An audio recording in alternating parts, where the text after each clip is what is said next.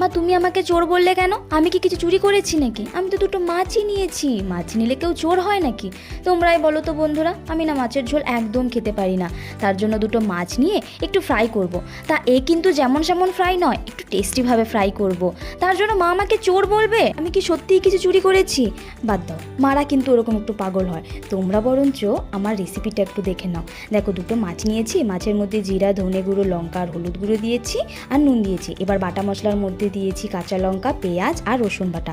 তারপর ম্যারিনেট করে কিছুক্ষণের জন্য রেখে দিয়েছিলাম। এবার না উল্টে পাল্টে লাল লাল করে ভেজে নিয়েছি। লাস্টে কারি পাতা দিয়ে নামিয়ে নিয়েছি। ও মা, প্লেটে সার্ভ করতে না করতেই মা এসে হাজির। মা বলছে, দেখি দেখি কি করছিস? আমি বললাম, না আমি দেবো না, তুমি তো এতক্ষণ আমাকে চোর বলছিলে, আমি কেন দেবো? মা আমার হাত থেকে প্লেটটা কাড়িয়ে নিয়ে এক কামড় বসিয়ে বলল যে ভালোই হয়েছে, আমার বাড়ি থেকে দুটো মাছ চুরি গেছে। আমি কিছু বুঝতে না পেরে আমি বললাম, এটা কি হলো? আচ্ছা তোমরাই বলো তো, মা কি এটা ঠিক করলো?